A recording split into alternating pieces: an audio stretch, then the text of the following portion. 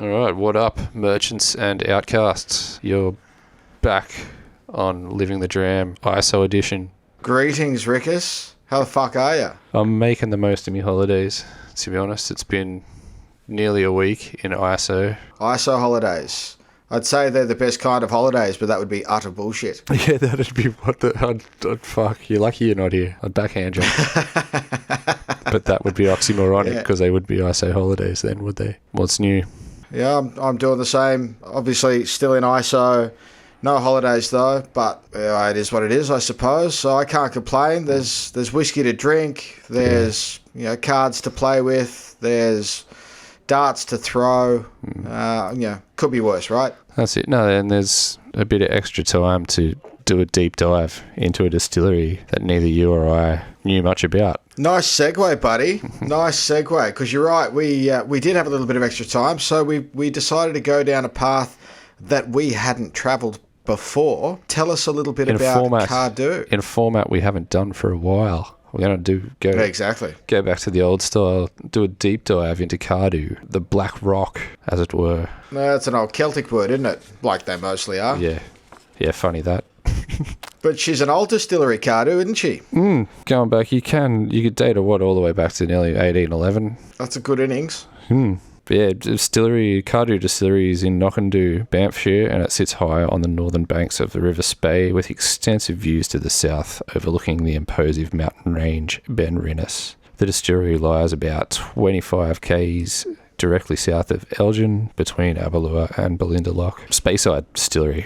In short, founded officially in 1824, there are records of illicit distillation as early as 1813.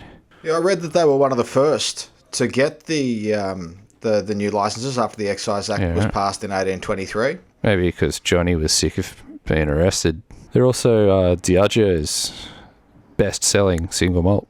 Diageo, our favourite massive monster conglomeration, eh? Yeah, it's interesting that we just happened to do deep dive and just off the back of the classic malt series. This just happens to be another Diageo.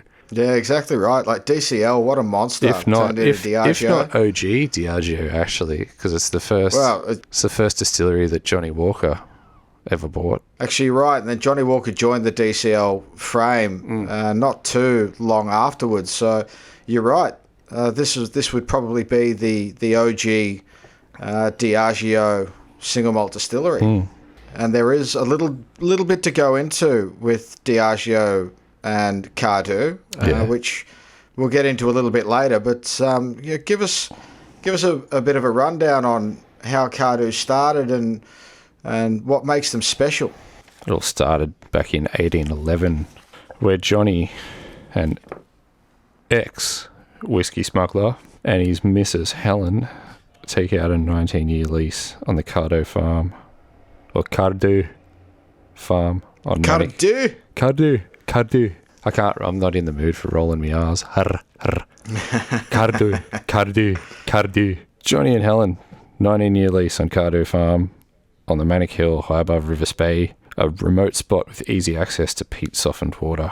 Perfect place for illicit distillation. Fuck yeah. Distillery started as a farm distillery working on a seasonal basis after the harvest had been gathered. From about 1813 onwards, records show that John was busy taking care of the farmlands while Helen was equally busy running the household distillery. 1816, Johnny's convicted 3 times for distilling without a license, although it was pretty much Helen who was the distiller. She'd be our kind of woman, wouldn't she? Oh, a tip of the hat to the fire-maned vixen. In 1824, the Excise Act of 1823 reduced its duty, and farmer distillers can afford to pay for a license. Cummo is among the first to buy one, and his son Lewis has many friends in the industry. And they advised the Cummings to buy new stills for their fledgling distillery. George Smith, the founder of Glenlivet, is one such friend. He buys and distributes Cardhu's whiskey until the Cummings can find their own brokers. What a bloke. 1846, John and Helen's son Lewis took over the lease on the farm when his father passed away at the age of 72. John owned the distillery as married women were not allowed to own property, so therefore it wasn't Helen's. He'd left it to Lewis. Lewis continued to develop the flavour of Cardhu but was still selling in small quantities in 1846 due to the size of the distillery, which was no bigger than a good-sized smuggler's bothy. Now, I have no fucking idea how big a smuggler's bothy is, so that's something I'm going to have to do. That's a mad oversight. Let's assume it's a 10-foot by 10-foot room. Okay. 1854, business was going so well that they had to employ 2 more people. Couldn't maintain the farm year-round, starting seasonal work. The fields were only worked during the summer, while the other seasons were reserved for whiskey making. 1872, Lizzie, Lewis's wife, Helen's daughter-in-law, took over management of the distillery when Lewis fucking croaked. And she'd be our kind of chick too, Lizzie, wouldn't she? Oh, man, she got shit done.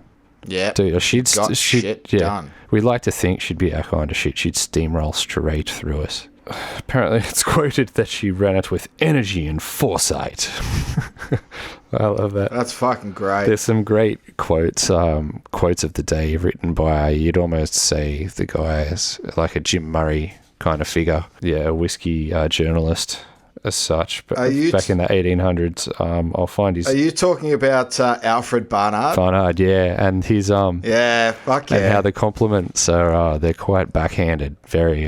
They really are. Like, I mean, they're proper compliments for the day. They are, yeah. But, yeah, I mean, if you were given those kind of compliments these days, you'd be fucking having, you know, Becky Paskin all over you. Like, she was all over like fucking... exactly right. Oh. It was very, very Reverend Jim Murray fucking like those compliments. Yeah. So, yeah, I'll read a couple of those out later. It was Lizzie who established the character and flavour of the malt we know as Cardhu today. In 1874, Helen Cummings, who started it all, basically, she died at the ripe age of 97. And lived a full life too. Mate. It's not like she outlived her husband by 30 odd years. Yeah, fucking. Yeah. So from 1885, under Lizzie's direction, a new piece of land was acquired on which the distillery was rebuilt. She bought 4 acres up the road and moved the business to the new buildings, which she simply called New Cardhu. Stills and other equipment from old Cardhu was sold for £120, which today is pretty much £16,000 or 30,000 Australian dollars. On the 22nd of March 1886 to a bloke by the name of William Grant for a little single... We know William Grant, don't we? Yeah, he had a little single malt startup called Glenfiddich. Yeah, it didn't go very well, that startup, did it? Hang on a second. Might just be the best-selling single malt Scotch whiskey in the world. Yeah, pioneer, mate. The new building and stills meant that Cardhu could produce triple the amount of whiskey it could previously. These high production levels led to Johnnie Walker Sons buying much of Cardhu's output to put into their increasingly popular blend. In the 1890s, Lizzie registered Car-Do, like separate words, as a trademark. In 1893, John Walker and Sons of Kilmarnock bought their first distillery, which was Cardhu. Lizzie and her son Jono selling for, was it 20,500 quid, which was about 2.7 million quid today, or about 5 million Australian. So they did pretty well. Yeah, well, that excluded stocks on the condition that the Cumming family could continue day-to-day running of the distillery, plus 100 shares in the company, which was worth $5,000. Bit of quick math there would be about 14 G. Yeah, like she did good work because she didn't, she made sure that, it was her son, John Cumming, became a board member. Yeah, well, she ensured the seat for John would be on the board and he'd be paid a minimum salary of £200 plus expenses. And that made sure that made him pretty wealthy and influential man. Yeah, exactly. And she also made sure the distillery workers kept their jobs. Yeah. And that electricity was brought to the area as well. Which, that was one of the first places to do so in the Spey Valley. So she fucking really done a good job. Yeah. She was a wicked negotiator. Mm-hmm. In 1893, our mate Alfred Barnard, he described Helen as a most remarkable character and a woman of many resources, She possessed the courage and energy of a man, and in devices and plans to evade the gauges, no man nor woman could equal her. Poor Lizzie, she died suddenly on the 19th of May, 1894, and young Jono built a new home overlooking the Valley of the Spey in Aberlour. In 1899, a new station was built at Knockandoo, allowing the distribution of Cardhu to become more cost-effective. Stills were increased from 2 to 4. Larger mash tun was put in, and the tun room was extended to accommodate additional washbacks. In 1902, the Walker family were continuing to improve and expand the distillery with a building from dry draft. Shell and tube condensers replaced the Werb tubs, and a magnificent steam engine must have been installed at the same time as the boiler. How good are steam engines? Yeah, that whole steampunk thing. I'm a bit of a closet fan. Oh, nice. There's some fucking good books that I can recommend you then for the whole steampunk thing. I read a couple of really good books, based on that kind of thing. China Mayville, fucking wicked author. In fact, just mentioning him makes me realise I should go back and read his stuff because he was fucking fantastic. Okay. Anyway, I digress. In 1917, that was when that little spat, World War II... No, that was World War One. Closed. I believe so. Closed a lot of malt whiskey distilleries to conserve the stocks of barley. They kicked off again in 1919. In 1930, Cardhu was acquired by DCL, who we all know later became part of Diageo. In 1933, young Camo, Johnny died on the 5th of January, aged 69. Same year that his son, Ron, became Walker's export director, and in 60 to 71, demolition of the greater part of the distillery began in June. Equipment was installed to work at a higher output, greater convenience and economy of working, and at the same time safeguard the character of the whiskey. The distillery's stillhouse, mash house and tun room were rebuilt. Number of stills was increased from 4 to 6. In 61, Ron was knighted, became Sir Ron, and was also named chairman of DCL. There's an interesting dynastic element to this. There is, isn't there? Yeah. There's Cardhu was DCL's, become Diageo's. Once they bought Johnnie Walker, it was their first single malt distillery.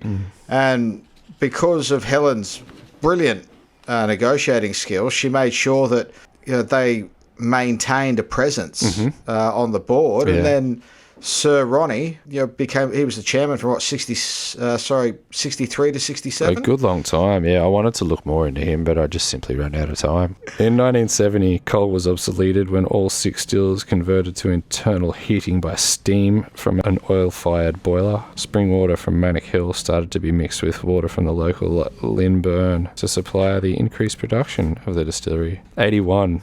No, this blows my mind, actually. In 81, a long-standing source of confusion was resolved when the distillery's name was changed from Cardhu, which is Carddow, to Cardhu, which is what it is now, Cardhu. Yeah, because there were some that referred to Cardhu as Carddow, and some that referred to it as Cardhu for a really long time. I'm not sure how that wasn't it different, but it's different on the bottle than it is to the property. That's the thing. The distillery name, the product name is different to the distillery name. So it was because the distillery name was Carddow. Endless confusion. Yeah, that blows my mind. I'm sure so much shit could have been made easier if they had have done that 100 years earlier. Yeah, exactly right. Someone dropped the ball there. Yeah, big time. They clearly relied too much on Helen to do everything. You'd be a fan of this. In 1988. Australia's bicentenary. The Cardhu Visitor Centre opens. I love a visitor centre. I love a visitor centre, Rick. I've heard it's a pretty shit hot one too. Well, especially since they renovated it and fucking spent a shitload of money. They spent like £150 million on it. Yeah. Is that all? It's a showcase. Yeah, exactly. But it's a showcase, and they're going to be doing Kalila soon as well, because it's all part of this kind of 4 corners of Scotch whiskey that Diageo are promoting. Yeah. Highlands, Lowlands, and Spey and Isla. So, but yeah, that's it seems to be, from what I've read, a visitor centre that I really fucking want to visit. Yeah, same here. 2003, following massive demand for Cardhu Scotch, Diageo vatted, gasp, the Cardhu malt, with that from other distilleries naming the whiskey Cardhu Pure Malt, but selling it in exactly the same packaging. Yeah, and I'm going to go on a deep dive on that a little bit later and explain exactly why that was fucked up, how that was fucked up, and what the consequences were. I think it's obviously fucked up by changing your product. But yeah, Diageo up to their fucking usual tricks, and I'll tell you what, the Scotch whisky world did not fucking appreciate it at all. No. We'll go a little bit more into that. They went friggin' nuts. So they is it bursting the bubble to say that they changed it back the year later? No, of course not. I'll go into that in a little bit more detail, but yeah, if I can. That brings us to, I think, the selection we have on the table this evening. The selection we have on the table this evening is an impressive selection. Now, many would be familiar with the Cardhu 12-year-old because that was where a lot of the controversy was sprung from. There may not, it might be news to a listener or viewer to find out that Cardhu have a 12-year-old, a 15-year-old, and an 18-year-old in their range. That 18-year-old can't be too old in a product, really. No, you'd assume not. No. Because, I mean, it's all kind of... I mean, it was 2003, 2004 that all the controversy was around, and that's when they were starting to run out of stock. Yeah. So it would have been the backflip on that, and then I think they would have probably went, all right... Fire up the stills. Yeah, exactly. I mean, they knew that they wouldn't be able to keep up with demand. But 24 hours, yeah. And they must have put some stock away for the 18-year-old. But, I mean, just looking at them here in front of me, you can tell the difference between the 12... and the 15 and the 18, there's a significant colour difference. Yeah, I'm looking at the bottles and I've got the whiskies lined up in front of them. And they step almost evenly, I think. Yeah, they do. They do. I mean, you've got the kind of the pale of the 12, the more richer kind of amber colour of the 15, and then that slightly richer again, deeper amber of the 18. Deep of the 18. And I'm telling you, Rick, I'm fucking thirsty. Yeah. So I reckon we should kick into these. Without further ado.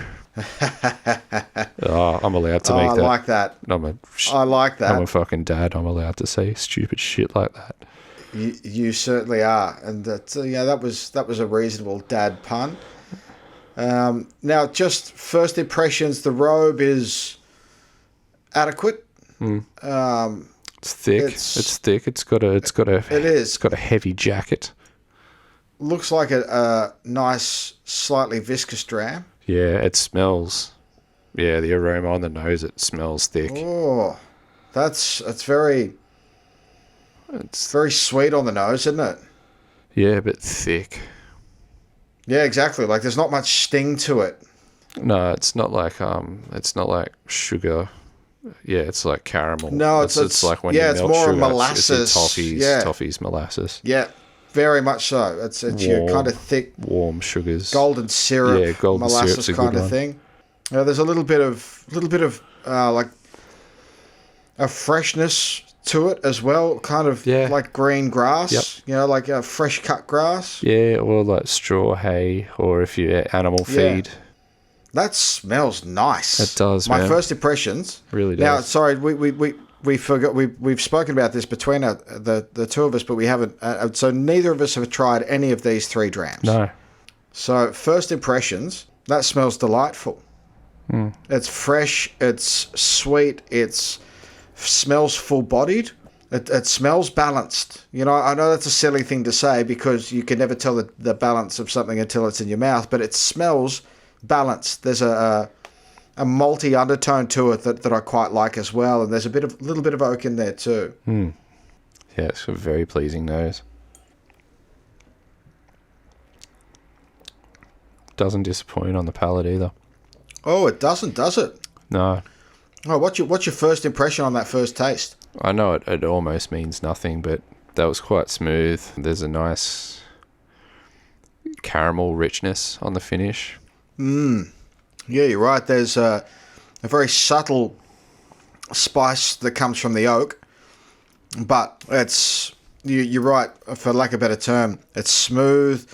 It hits some lovely sweet notes on the palate, while being a little oaky as well. Funnily enough, man, I just had a massive flashback to Johnnie Walker Blue. Yeah, well, I mean, Cardhu is the backbone of Johnnie Walker. And how this is kind of like all the good parts. This is a more focused middle section. It is, without the watered downness of the Johnnie Blue. Exactly. Like, it's got a lovely mouthfeel. It's not viscous like a Campbelltown, but it's not thin like a Highland or a typical Spey. It's got a nice viscosity to the mouthfeel. Sort of like a waxy green pear on the nose as well. And I'm also getting, but that balance, funnily enough, cigarette ash. Yeah, right. Maybe the power of suggestion, but I can smell a little bit of the char in there. That balance that's present on the nose is also present on the palate. Beautiful, smooth. It's not as oily as you'd hope. No, but it never is unless it's a Campbelltown. I feel that's the only thing letting this down, in a way. And it's funnily enough, like, none of us have talked about a lack of peat yet. If this was that's true. If this was an oily whiskey, this would be fucking divine. Yeah, absolutely. I mean, first impressions, I mean, there's that, the sweetness is deeper on the nose than it is on the palate. It's more of a lighter, not quite golden syrup, almost like a maple syrup, in terms, like, not maple flavour, but the terms of the depth of the sweetness. Yeah, there's a little bit of, that fresh cut hay comes through on the palate as well. Yep, for sure. Maybe like a crisp green apple, just the tiniest hint of the smell of crisp green apple. Yeah, that's on what the I taste. mean about the waxy green pears. I think that's that same end of the spectrum. But that's delightful. I mean, that's a really nice. Can't believe we haven't hit this. Really nice 12-year-old. Yeah, I mean, for me, it's not a typical Spey because I'm not a massive fan of Spey whiskies. But this seems is a little thin lovely, by typical Spey standards, I think. Yeah, look, I find some Speys to be much thinner. This has got a nice balance. It's not a full-bodied whiskey in any way, shape, or form, but it's a really nicely balanced whiskey. It's not. It's I did see it written somewhere. What is it? Beautifully, it's a light, sweet, and gentle way to enter the Speyside, basically. Agreed. No, I would agree with that description of it. Yeah. Completely. It is. It's light, it's sweet, it's fragrant, it's floral. Yeah, it's easy. It's easy and welcoming. This is a great... yes. This is a great, I think, a beginner whiskey. Oh, for sure. It's super easy, super accessible. It's smooth. It's balanced. Yeah, I can completely understand. I mean, it's massively popular in Spain and France and other parts of Europe, and that's what led to the controversy that we'll speak about a little bit more later. But I can understand why it's so popular. It's a little bit different from your typical Spey, but it's delightful. I'm on board. Yeah. Well, I'm really keen to tip our hat to Helen. Yeah, we should, because I'm really keen to try both the 15 and the 18. And the only thing standing in our way is Helen. So let's get amongst it. Distillery, they reckon, was mainly run by Helen. She's actually a pioneer. I reckon she would have had one of the first. Actually, no, I don't. Come to think of it, that's how all operations would have run. I was going to say one of the first drive-thrus. I reckon maybe drive-through Bottle-O. She would. Yeah, fuck yeah. She would have had one of the first drive-through Bottle-Os for sure, but not one of. Well, she kind of did, didn't she? Yeah. I mean, I'm sure you could have ridden the horse, by the kitchen window to pick up. Exactly. Yeah, she'd do exactly that. Sell bottles of whiskey to passers-by through the window of the farmhouse, and due to the hill that the farm distillery was on, Helen could see the police coming. Or the excise man or the tax man. Excise man. And there's... Fuckers. When she discovered that the gauges were on the way to do inspections, she'd raise a red flag or hang out her washing to alert her neighbours and the prochers, or boys who would run messages around the district. They'd see the signal and run and tell others. And then she'd invite the gauges in, give them a bed for the night, and wish them well on their way the next morning. That's fucking... That's class, that is. Well, they say, yeah, she'd wish him... There was no inn in the town, so she'd invite him in. There's also accounts that basically disguise the fact that she'd been baking or she was running a bakery. The smell of the yeast and the fermentation. She'd chuck flour and shit all over herself. Have Gold. Like raw bread ready to go, kind of to bake. And yeah. Fuck yes. Yeah, and the town would get away with it for another 6 months or so. That's fantastic. Matter of fact, if you look at the box, I don't know if you saw. I'll hold it up to you. Ah, sick. Yeah, lady waving a flag. Yeah. Brilliant. Little tip of the hat to Helen. Yeah, another account is a pretty good one. On one occasion, when brewing, she was warned they were approaching. There was just enough time to hide the distilling apparatus, to substitute the materials of bread making, and to smear arms and hands with flour. When the knock came at the door, she opened it with a welcoming smile and the words, "Come on in, I'm just baking." Helen would cook them a meal, and while they ate, slip out the back door and raise a red flag to warn the neighbours of their arrival. Fantastic. And that red flag now adorns said visitor centre that we were talking about a little bit earlier. The red flag, it's actually still in existence. Well, I'm not sure if it's the red flag, but there is a flag above the entrance to the visitor centre in honour of the flag that she used to wave. That is awesome. Apparently she'd walk all the way to Elgin as well, which was 20 miles away, pretty much, with bladders of whiskey. This is great. Bladders of whiskey tied up underneath her skirts to sell on to willing consumers. She was the original Jimmy Brings. Helen Cummings. Jimmy Cummings. The quality of her spirit was recognised early on, so that by the time licences were being granted to distilleries such as Glenlivet, she didn't need to put that name before her product, unlike many in the region who use Glenlivet as a prefix to give the spirit more credibility, as we've spoken about plenty of times. Yeah, that's it. That was an interesting marketing tactic that they used, because Glenlivet was such a well-recognised distillery that quite a few distilleries used the word Glenlivet as an appendage or a prefix to try and give them more credibility. Yet Helen's spirit, so she was clearly good at what she did. I mean, we've just tasted the 12-year-old, and so we can go on record to say it's understandable that it is a quality spirit, and it's understandable that they didn't need to use that tack in those early days. And it's probably the reason that Johnnie Walker and Sons were so keen on purchasing the distillery, because, I mean, as you know, we've alluded to, what we're drinking, the Cardhu 12, is the heart of Johnnie Walker. Mm-hmm. It's actually really good. I've just had to put it away, just so I've got some left for later. I've literally had to put it back. I've been good. I've still got about half of mine, I reckon. But yeah, it's not going to last much longer. That's for sure. Yeah, that 15 is starting to call you a bitch, though. It is calling me a bitch. It is calling me a bitch, and I can't handle much more of it. Well, you only need about 2 paragraphs more. There you are. Turns out the excise men were getting a bit pissed off. This is according to Ronnie Cox, who's the brand heritage director and at Berry Brothers and Rudd, and is also Helen's great-great-great-grandson. And the excisemen were getting a bit pissed off without finding any illegal stills, so they decided to offer Helen a bribe. And at first she refused, but eventually she gave in, and she told them to return in a fortnight. But within a couple of those 2 weeks, she told everyone what her plan was.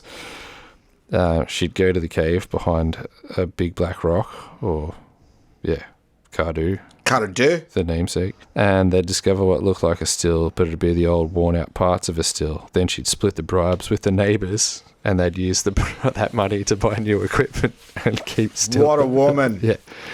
What a woman! So everyone was happy. The customs and excise people thought they'd had a win, and everyone started distilling again more than ever because they all had new parts. Brilliant. Well, I mean, I've got very little to add to that, apart from just a little tidbit here.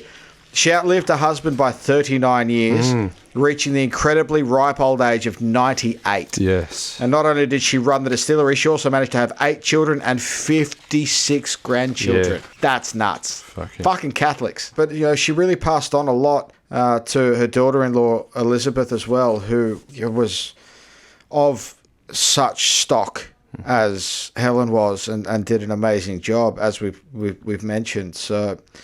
yeah, fuck. What a family legacy, eh? Now, I'm proper sick of this 15-year-old calling me a bitch. Oh, just the depth of that is lovely. Yeah, now and honestly, the depth matches the colour on the nose. It does, doesn't it? Now, it doesn't look quite as viscous with the robe. You're right. But my glasses aren't brand new like they were last time, so it's still a nice robe. But not a special robe. Truly is the 12-year-old just turned up. Yeah. Oh, yeah. Exactly right. It's all of the elements in the 12-year-old. Just made thicker and far more substance. Yeah. Yeah, you're right. There's depth to this. Proper depth. That smells excellent. Now, is there can I smell a sherry influence to this? There's very little information about what the whiskey is actually aged in. I'd say it's definitely American ex-bourbon. For sure. You could the vanilla's in there from the ex-bourbon. I think just looking at the colour difference, I don't think all of that comes just from more time in a charred barrel, but I reckon I detect a slight sherry influence on this. I could be wrong, and feel free.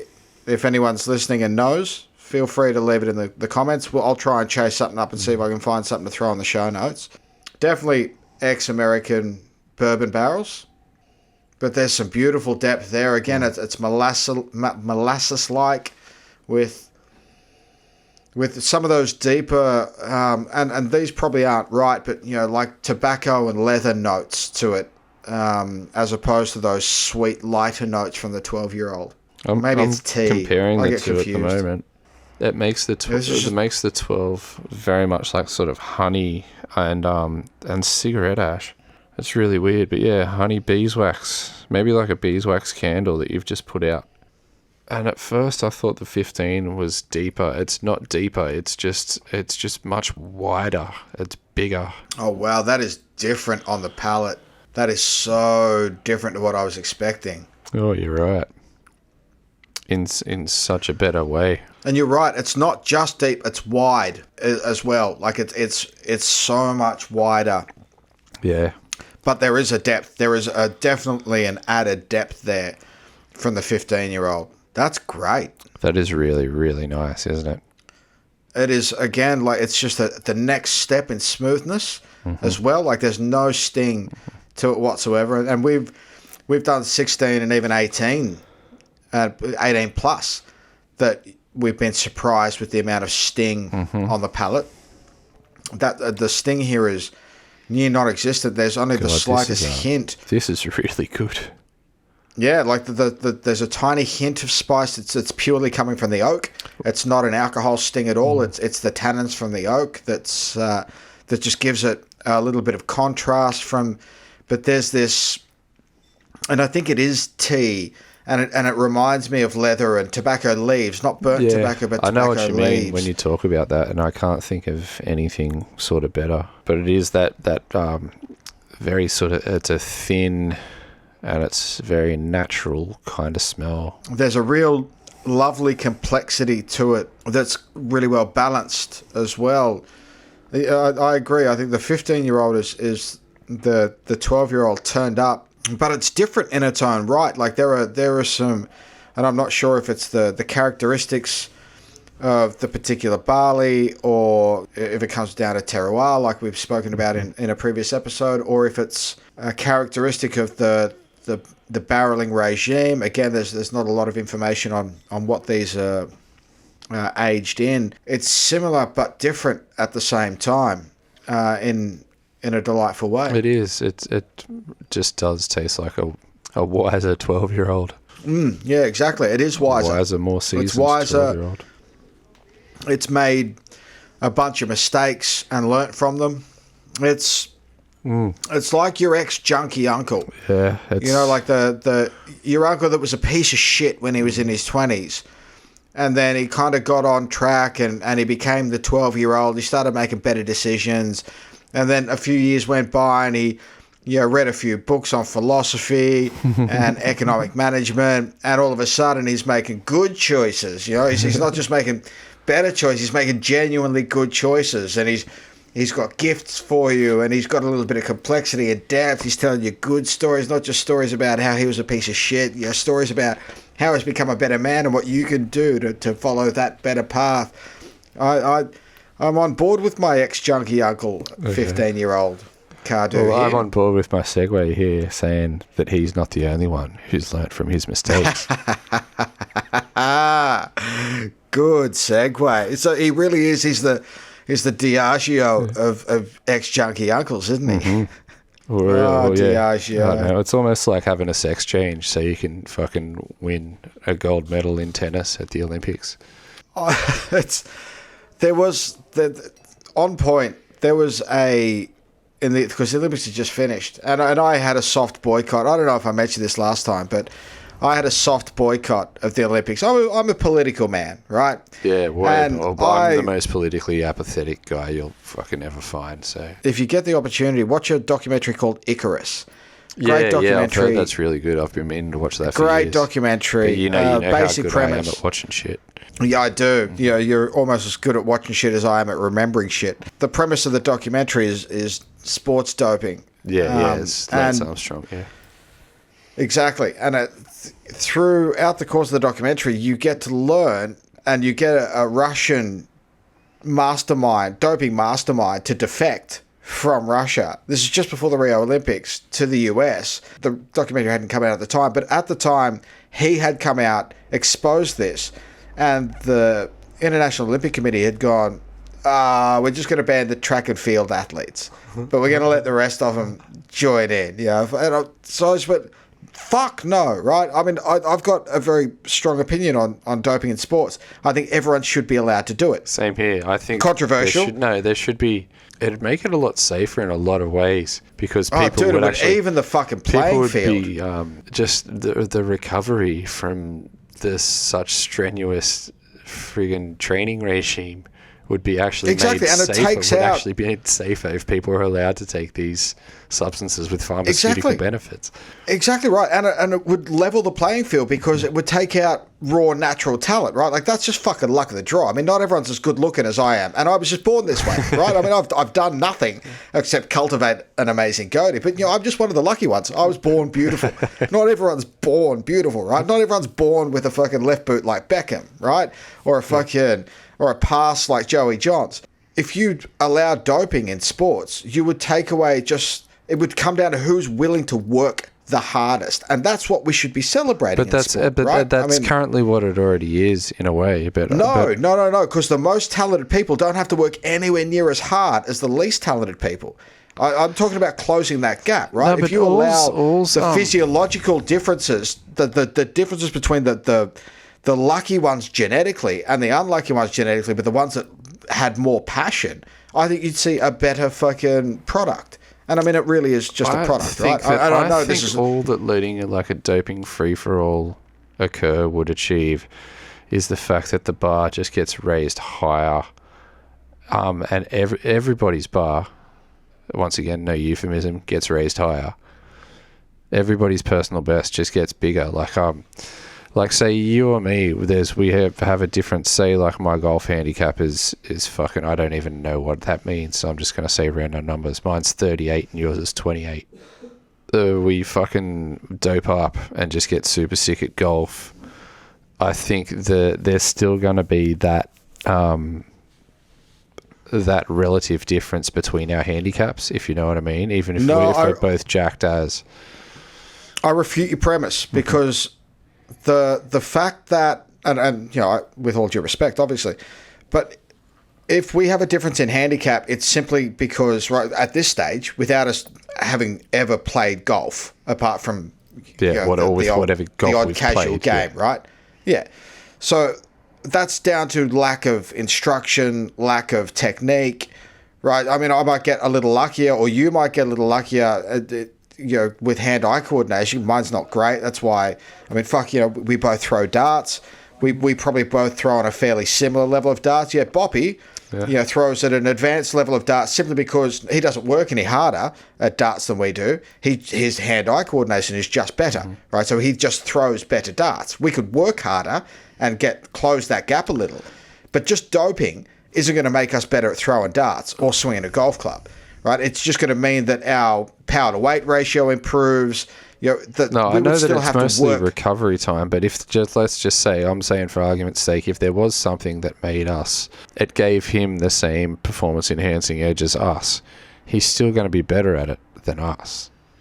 Agreed, but I don't think it's going to change anything in the long run. Close the gap. I disagree. I think it closes the gap because I think a lesser talented person that's got better power-to-weight ratio, better recovery ability, better muscle development. I think that person that's already got the edge on that. Usain Bolt isn't faster because he fucking there could be traits in your DNA that slow twitch muscle. Exactly. That currently aren't sort of being addressed. Like your recovery time. I just think it'll close the gap. Let's be honest. I mean, Lance Armstrong got away with doping for fucking... I don't even know how we got down this doping track. I apologise for derailing us so fucking hard. So in 2003, there was a bit of a kerfuffle that arose from Diageo. They basically made clear plans. As you stated earlier, they were running out of stock. Basically, they had a bit of a problem. In fact, there's a quote here from Diageo saying that so Cardhu was selling over 280,000 cases a year. Yeah. So it was the fastest growing malt whiskey brand in the world, particularly in Spain. For their size too. Absolutely. Particularly in Spain, France, Greece and Portugal, demand was outstripping supply. So there's a quote here from Diageo, and he said, "We cannot deliver any more Cardhu 12-year-old single malt than we do at the present. Production cannot easily be increased beyond present capacity, and even if it could, it would be another 12 years before the additional product became available." So that was Jonathan Driver, Diageo's global director. So what they did is they started blending it with single malt from other distilleries. And without changing the labelling or the colour or the bottle or anything, they changed a single word. They did, yes. On the label. They did change the labelling. But it was a single word. So instead of it saying single malt, they changed it to say pure malt. Pure malt. And now they thought they could get away with that because there is a history of kind of confusing between a vatted malt and a blended malt as opposed to a blended whiskey. And pure malt was a term that had been used in the past. Yeah. But it did not fucking go down well with the Scotch Whisky Association. Right into Greytown.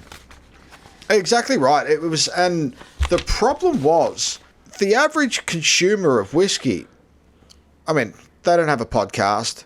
They don't listen to podcasts. They don't go on to websites. They buy and drink whiskey with their friends. So that the average whiskey consumer that had been partial to a dram of Cardhu because they liked it may not have noticed the change of the word single to pure on the label, and it was basically selling under false pretense. That I wouldn't have. Exactly, like it was basically selling under false pretense because I mean the price didn't change. I mean they were no longer selling because single malt. And I'm sure they probably saved a buck by doing what they were doing. Oh, fucking oath they did. I mean, I mean, sure they still had to use. You would assume that they were using a minimum 12-year-old single malt to go in there because the licensing does state that you must put the age of the youngest. True, if they were to be audited, malt on there. But it was just not the right thing to do. And fuck me, there was a fucking a fiasco about it. The SWA, Scotch Whisky Association, got right up in their arms. Oh, I mean, mate, there was it went as high as bloody Parliament. William Grant and Sons, who, as we've spoken about before, owns a little distillery and a small product line known as Glenfiddich. Secondhand stills. I hear exactly. I love how it all ties together. It really does. I mean, the more you look into Scotch whiskey and the history of it, the more everything does tie in together. Incestuous, yeah. It really is. But William Grant and Sons wrote to every member of the Scottish Parliament, accusing Diageo of gambling on might being right. And the row reached the House of Commons, courtesy of discussions hosted by Scottish nationalist MP Angus Robertson, whose Moray constituency contains more than half of Scotland's distilleries, including Cardhu. They had a real issue with it. And on analysis, look, that they agreed, Diageo agreed that they would make changes because they decided that, okay, we'll just release it as Cardhu. So they reverted back to the original distillery name, and said that they changed the labelling and try and differentiate it. They abandoned the project 12 months later. I mean, it was it was like December 2004. Really? That they it didn't go away. the controversy. They went, okay, cool. Look, we'll press ahead with work to define nomenclature because yep. I mean they got away with it because there wasn't a lot of clarification. Well, man, there's only I think it's only this year that Australia, New Zealand, and Japan maybe have actually tried to define what makes their native whiskies. Yeah, right. That's an interesting deep dive we could do on Japan. We should do a Japanese episode soon. So yeah, it was September 2004 that Diageo announced that it was withdrawing the controversial pure malt. The revised proposals for packaging put forward by the company were accepted by the industry body, the Scotch Whisky Association, but the sales just fell through the floor. Yeah, right. Like, it was just like the public felt that they'd been lied to, basically, and Diageo recognised very, very quickly that they were better off going back. So it wasn't... Wish I had bought myself a box of pure malt. It all got a little out of hand.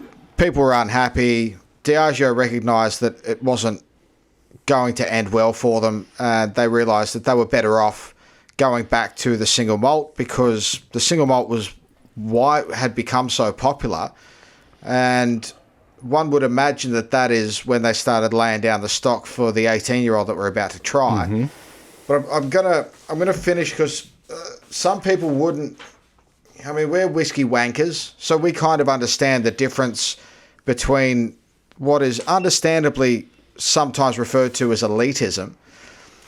And it can seem quite elite, but there is a very big difference between a blended malt, a pure malt, a blended whiskey, and a single malt. And the single malt has the status that it is because it's... And when did we hit on this in the Johnnie Walker Blue Chivas Altus episode, that's not elitism, but that level of differentiation should be preserved. So I just want to finish with for sure. I remember hearing somewhere like someone famous had the shits with why do people need to classify stuff, or why do we obsess so much on classifying stuff and breaking things down? That's basically how we describe the world to each other. It's exactly right. It's our method of communication, differentiation, and classification. But I want to finish this little deep dive on the debacle itself by a paragraph from Craig Daniels, who's an Australian with a whiskey blog that I came across. Nice. And I liked this passage. So this is a quote: "The furore was never really about the fate of a mediocre Speyside, even if they were selling buckets of it in Spain. No, it was about a breach of tradition and the establishment of a precedent. This latter is critical. If they could do it to Cardhu, they could do it to distilleries that the malt whiskey connoisseur actually cared about. And it wasn't only about Diageo, even though they copped all the flack. It was about stopping someone trying to do the same strategy with any single malt distillery. Mind you, the denouement and the rephrasing of industry definitions, which has resulted in the confusingly clumsy blended malts, might not have the marketing benefit that the SWA figured." And that is what it came down to. The fact that you want to promote clear communication and not allow someone... So one of the things that came out of this was the statement The direction of this definition's work is clear. So this is from Ian Meekins, the president of the EU markets at Diageo. The direction of this definition's work is clear. In future, distillery names should only be used for single malts. We believe that our decision will allow for all those involved to focus on the completion of this work. So that was a statement after they retracted. Distillery names should only be on single malts. Correct. So you can only refer to a single malt by its distillery name. For example, if you... So you can't make Johnnie up a Walker, name. I can't make up a name called fucking a Blue David single malt. Well, no, you can, because Airstone is not an actual distillery, so true. you can create that. But what you can't do is use the name Glenfiddich for a blended malt or for a blended whiskey. Okay, I see. Yeah, you can't use the name of the distillery to denote something that isn't a single malt from that distillery. On that, let's taste the newest addition to the Cardhu range. The 18-year-old, which probably comes from 10-year-old stock they had at the time in 2004 when they decided that they were not going to proceed with their pure malt range. And they've decided to age the 10-year-old stock that they would have still had. But that's next level deep again, isn't it? Mm-hmm. It is, but it's also softened if... It is, and not quite as sweet. No, it's gotten even more greener, if I can use that term to describe what you're calling all the leather and tea. Like very earthy, humusy, rich rainforest kind of. Whereas if you go back along, to me they get sort of pinker and pinker, as in like a candy kind of sense. Like it just smells like lollies. Smells like candy now. The 15. Yeah, it really does. So the 15 smells super sweet. Yeah. And then the 12 will be even worse. You're right. It's like a vanilla toffee. Yeah. The 15. The 12 has gone now more like banana candies. Yeah, you're right. There's more of a tropical, kind of citric sweetness to it, but still fucking goes down beautiful. The 18 is super soft but super deep. Yeah, the 15's just richer now. It's more pink. With cotton candies and oh wow, beautiful middle of the road sugars. That 18 on the those middle of the road sugars, they really come through on the palate too. On the 15, really? No, on the 18. On the 18, yeah. It's still got a really nice sweetness to it on the nose, the 18. It does. But a depth to it that's... you're right. Wow. Like the 15 is the 12. Exactly. The 15 is the 12 on steroids. The 18 is the 15-year-old on steroids. Oh, that's fucking exceptional. That was super smooth. Once again, not that means much. There was like a smokiness to it though, like it was some really nice char.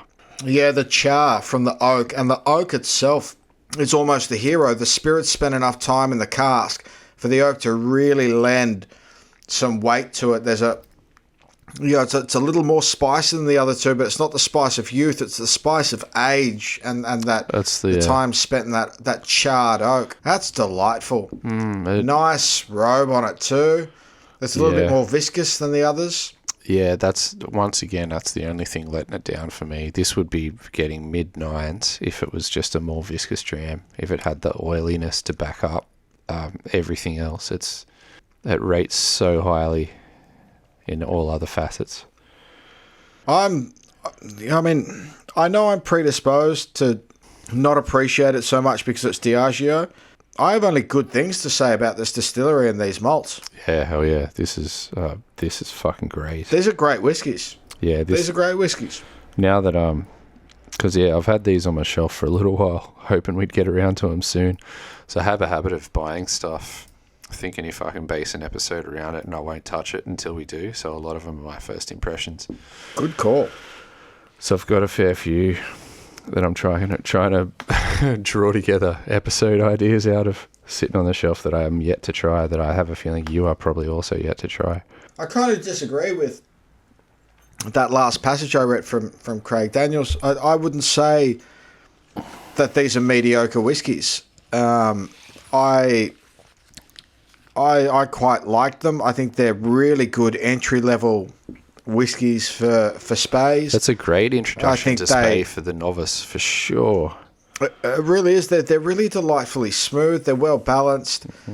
I'm not sure what their price point is, but they're getting solid 8s from me. No, they're gonna. It's a delightful succession, man. And you can smell the heritage, like you can smell the lineage. You can tell that they're all from the same place. Yeah, and you can tell like the spirit is good. Yes. And it just ages better and better. They're all essentially the same spirit. Yeah. You know, there's still a part of me that thinks I detect just a little bit of a sherry influence in the 15-year-old. I didn't detect it in the 18-year-old.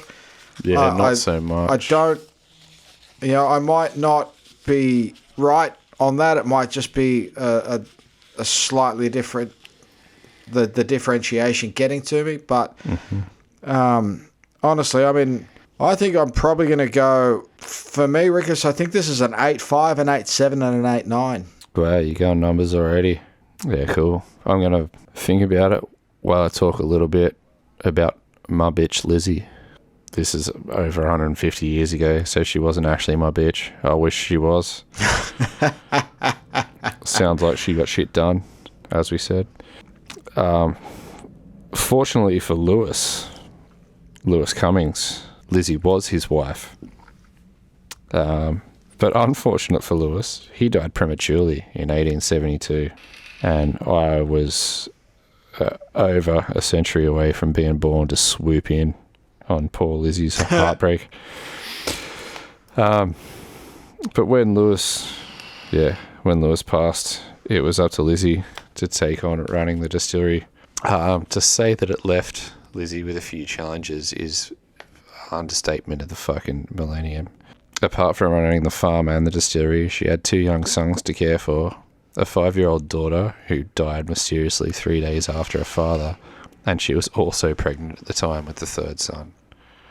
She had to raise 3 boys, a widow. Like, I'm sure you can relate to that for some reason, Mick. Fuck yeah. Heckers, bro. Heckers. Well, Lizzie was also a savvy businesswoman. She possessed a quick mind and understanding for numbers.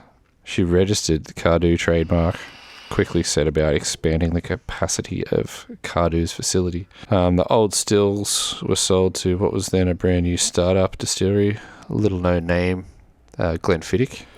God, they didn't do well, did they? Nah, shit decision. Should have quit while I was ahead. Should have saved his money. And new equipment with much larger capacity was purchased for Cardhu's new digs.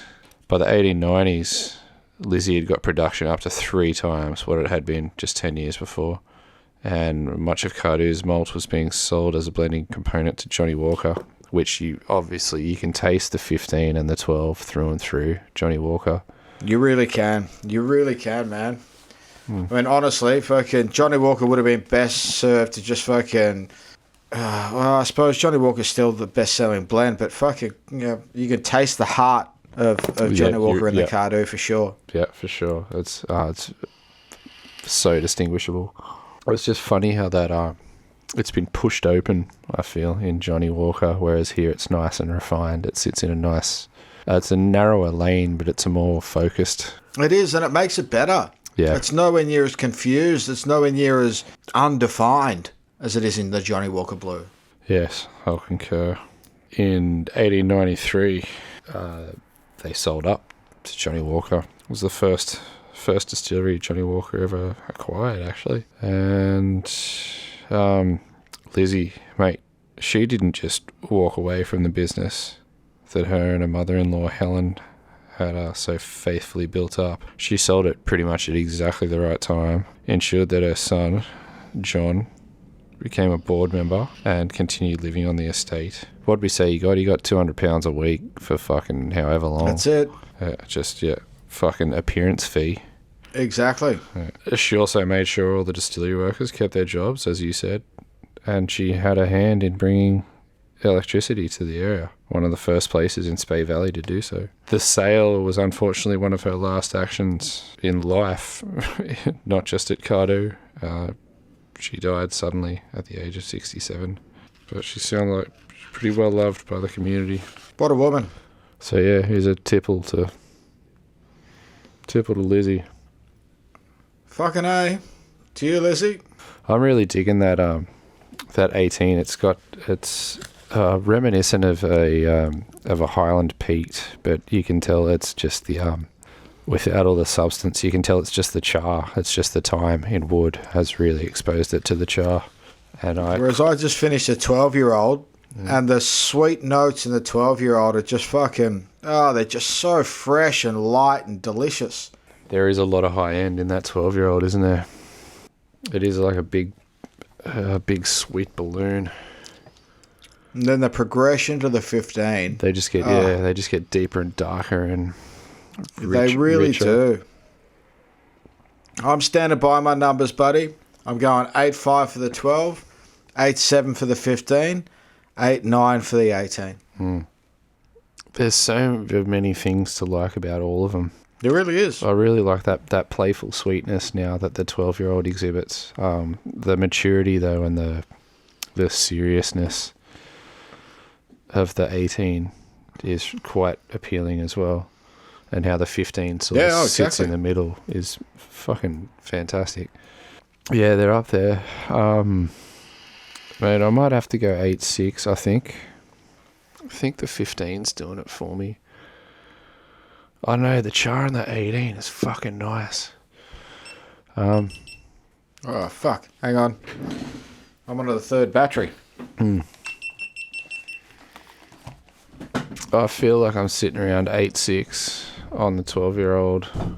And then, 8.8 on the 15, 8.9 on the 18.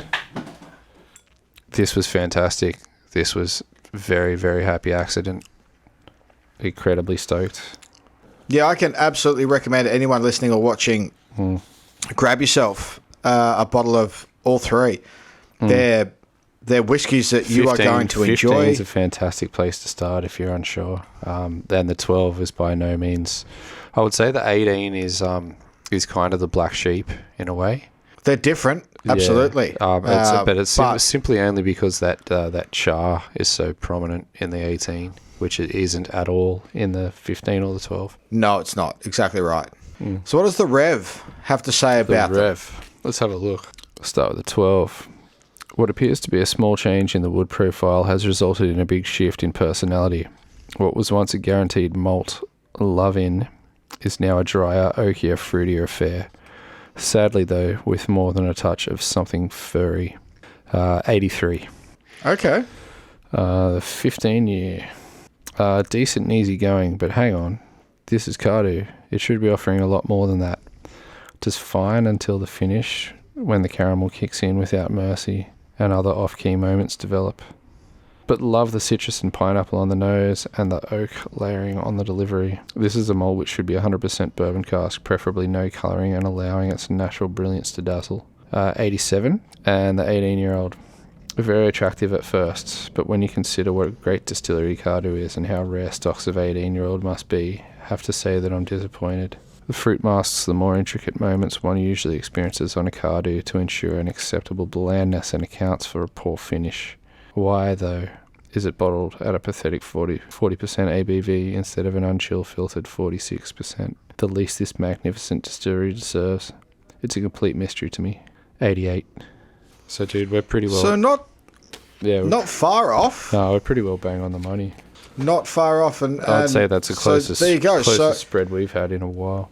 And so he's saying that it's not just 100% American oak on the 15-year-old. So maybe there is a sherry influence in there. Yeah, it should be. He believes it should be 100% bourbon cask. So obviously it's not. Well, I'd say that was a pleasure. I came in expecting to be giving... Oh, look, fuck. I think the last one we did, I gave 6s. and 5s. So I wasn't expecting to be giving mid to high 8s from a distillery that has been mired in controversy from a controversial... And on a final note as well, I mean, Diageo continue to be controversial. Mm-hmm. They have been recently expelled from a program in the UK for processing debtors, and there was an agreement, a program in the UK that you got to sign up for, and you had to pay your suppliers within 60 days. And Diageo found faults in their payment systems, which led to there being delays in paying their suppliers. So they've been expelled from this program, and they have to reapply. So, I mean, Diageo, we give Diageo a fair bit of flack, but at the same time, we drink a lot of their fucking whiskies, man. Yeah, but what do they say? Stereotypes are stereotypes for a reason. Exactly right. So we'll continue to give them flack, but at the same time, whenever they do something good, we'll give them credit for that as well. And I have to give them credit for this whiskey. I'm glad they're back on the single malt train. By the way, Diageo, love the weir. Yeah, fucking, I'm on board the Cardhu train, and I look forward to bringing more quality whiskies, regardless of who owns the distillery. Quality whiskey's quality whiskey, and that's what we're all about, isn't it, Rickus? Oh, it's still, actually, you know what? Even if it's shit, we'll take one for the team. Oh, we'll still drink it and tell you how shit it is, exactly, for sure. Yeah. I mean, we do that with Johnnie Walker. Yeah, we did it once. We did it twice. We didn't even learn from our mistake. We probably still won't. And we'll do it a third. We will do it a third time as well to compare all three. I've never had a Johnnie Walker Green. So at like 15, and with a base layer of Cardhu, it can't be too shit. It's just that is the flagship for the pure malt now as well. Mm-hmm. It's their pure malt blend. So it's a blend of single malts as opposed to malt and grain whiskies. We'll put that on the agenda. There you go. So we'll put that on the agenda. Yeah, that'll and we'll try and find something else like it to compare it to. Or we could, Or we could just bring back the Cardhu 15. Or we could try and find a Cardhu pure malt if we can get our hands on it. I reckon it's out of our price range. You never know. We'll look into it. But as always, if there's something you'd like to see us do, if you've got suggestions or links to a distillery you haven't heard of, if you've got any ideas or you just want to shout out. You want to call out anything that we did wrong, anything that we said wrong. We usually address our own fucking ignorance anyway on the website. We try to. We'll go by all means, get in touch. Yeah. But feel free to be that guy on YouTube that comments first and points out how we're ignorant wankers and you know something that we didn't know. And appreciation and thanks to those that have commented. And loving your work. We're not the best at getting back to you, but we will endeavour to be better at that in the future. But please feel free to drop us a line. Let us know what you want to hear. Let us know what you think. If you like the podcast, tell someone about it. Share the link. Visit the website. Drop a hit review the social on media iTunes. Links. Yeah, just do the things that you do to get us out there and tell your friends about us, because we'll keep doing this, and if you keep enjoying it, then let's all work together and make it a bigger, better thing. But once again, Rickus, it's been a sheer pleasure to sit here, drink whiskey and talk shit with you, my friend. I'm very happy with how this has gone. Fuck yeah, absolutely. Sláinte, my friend. Sláinte.